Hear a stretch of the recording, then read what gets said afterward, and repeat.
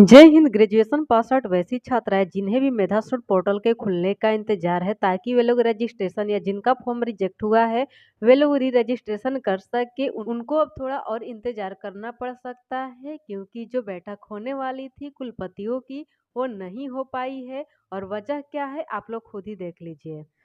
तो आप लोग देख सकती हैं कि न्यूज आया है आज और इसमें लिखा गया है कि नहीं हो सकी विश्वविद्यालयों की बेहतरी के लिए होने वाली 2 दिवसीय बैठक।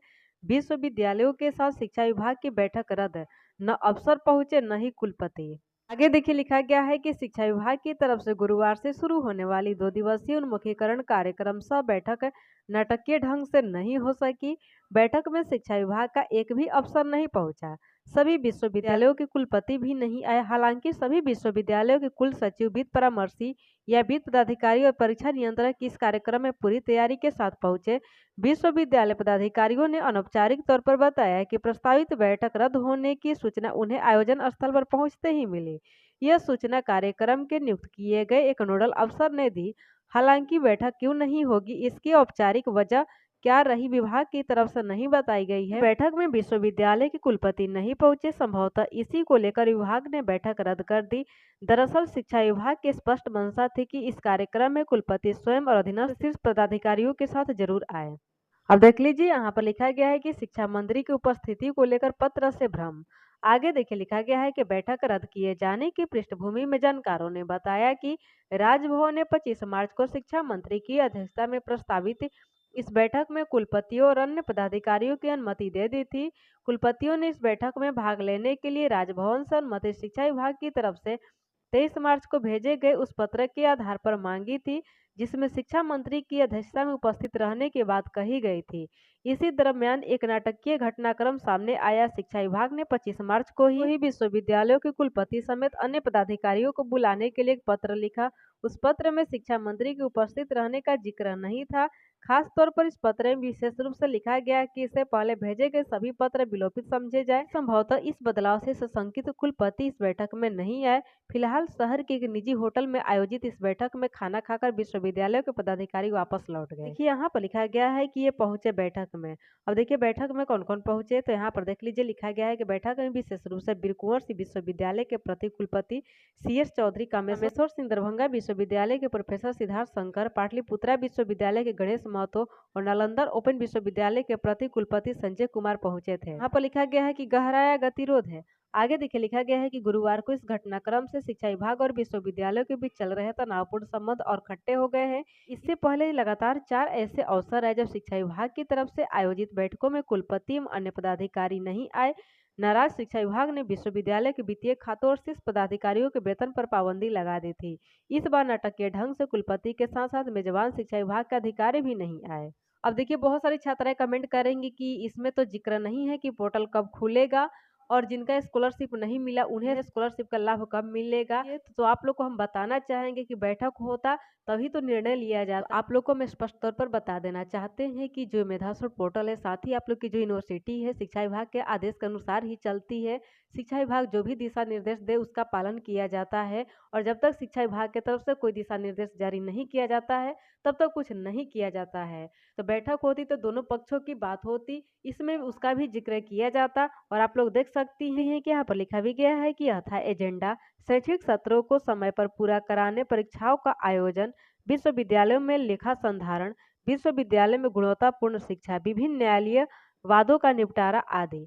यानी कि इसमें उसका भी जिक्र किया जाता है कि जिन भी छात्राओं का रिजल्ट आ चुका है या जो भी स्कॉलरशिप के लाभ से अभी तक वंचित है, जिनका भी फॉर्म पेंडिंग में पड़ा है, उनका फॉर्म कैसे आगे बढ़ाया जाए, या जो लोग अभी आवेदन से वंचित रह गई हैं वे लोग आवेदन कैसे करेंगी, कब पोर्टल खोला जाएगा, इसके बारे में भी चर्चा अवश्य ही होती। लेकिन बैठक ही नहीं हुई तो चर्चा कहाँ से होगी, आप लोग समझ सकती हैं। देखिए जिन्हें भी पोर्टल के खुलने का इंतजार है, जिनका भी फॉर्म पेंडिंग में पड़ा है, उन्हें अब थोड़ा और इंतजार करना पड़ सकता है। और कि जब तक ये बैठक नहीं होगी, शिक्षा विभाग की तरफ से जब तक कि कोई गाइडलाइन जारी नहीं किया जाता है, अपने आधार पर अपने अंदाज से कुछ भी कह देना उचित हम नहीं समझते हैं। आप लोग को तो ज्ञात ही होगा कि हम अपने अंदाज पर कुछ भी नहीं कहे हैं आज तक और ना ही कहेंगे। तो आप लोग इंतजार कीजिए, जैसे ही कोई नोटिस आता है या न्यूज़पेपर में जैसे ही कोई सूचनाएं आती है वीडियो के माध्यम से आप लोगों को हम सूचित कर देंगे। तो ये रही न्यूज़पेपर की बातें, जो बातें लिखी गई थी हमने आप लोगों को बता दिया। अब चलिए कुछ कमेंट पर विचार कर लेते हैं जो कि हमारे प्रीवियस वीडियो के कमेंट बॉक्स में आए हैं। अब देखिए एक सिस्टर कमेंट की है कि पैसा कब आएगा ये बताइए, यानी कि इनकी आवेदन की स्थिति ठीक ठाक है। फाइनल स्टेटस में इनका ready for payment subject to availability of funds लिख करके शो कर रहा होगा। पुराने सेशन की होगी तो इन प्रोसेस लिख करके शो कर रहा होगा। देखिए पेमेंट कब आएगा अभी इसको लेकर के कोई भी ऑफिशियल नोटिस नहीं जारी किया गया है, और शिक्षा विभाग और यूनिवर्सिटी के बीच जो तनावपूर्ण स्थिति बनी है उसे देखकर भी यही अंदाजा लगाया जा रहा है कि अभी थोड़ा और इंतजार करना पड़ सकता है। तो आप लोग घबराइए नहीं, बस पेशेंस रखिए। अगर आवेदन करते वक्त आप लोगों के द्वारा दिया गया सारा डिटेल सही है तो आप लोग को ज्यादा परेशान होने की आवश्यकता नहीं है। आप लोगों को स्कॉलरशिप का लाभ जरूर मिलेगा। देखिए क्वेश्चन है कि सेकंड को मिलता है क्या? जी हाँ बिल्कुल। अगर आपने ग्रेजुएशन पास कर लिया है तो आपको 50,000 के स्कॉलरशिप का लाभ मिलेगा। अगर नई सेशन की छात्रा है तो पुराने सेशन से है तो आपको 25,000 के स्कॉलरशिप का लाभ मिलेगा। इस बात की जानकारी आप लोग को होनी चाहिए। अब देखिए एक और क्वेश्चन है, एक सिस्टर लिख रही है कि दीदी मेरा भी हेडक्वार्टर्स में पेंडिंग बता रहा है 5 मंथ से, क्या करूं? जेपी यूनिवर्सिटी से हूँ, सेशन 2016 से 19 है, प्लीज कुछ सोल्यूशन बताइए। तो देखिए अगर आपका फॉर्म हेडक्वार्टर तक पहुंच गया है और वहां पर पेंडिंग बता रहा है तो आपको वेट ही करना पड़ेगा, क्योंकि अगर आप ज़्यादा घबराएंगी, यूनिवर्सिटी वगैरह का चक्कर लगाएंगी तो पैसा वगैरह आप लोगों से वसूल लिया जाएगा, लेकिन काम किया जाएगा कि नहीं इसकी कोई गारंटी नहीं है। तो अब आपसे रिक्वेस्ट करेंगे कि अगर वहाँ पर पेंडिंग बता रहा है तो वहाँ से वेरीफाई होने का आप इंतजार कीजिए प्लीज।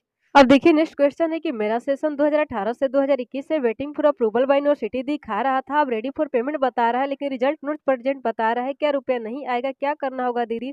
तो देखिए बहन इसके लिए आपको कुछ नहीं करना होगा। अगर रिजल्ट नॉट प्रेजेंट दिखा रहा है तो उससे कोई दिक्कत नहीं है। आपका फाइनल स्टेटस में रेडी फॉर पेमेंट लिख करके शो कर रहा है तो आप इन प्रोसेस होने का वेट कीजिए।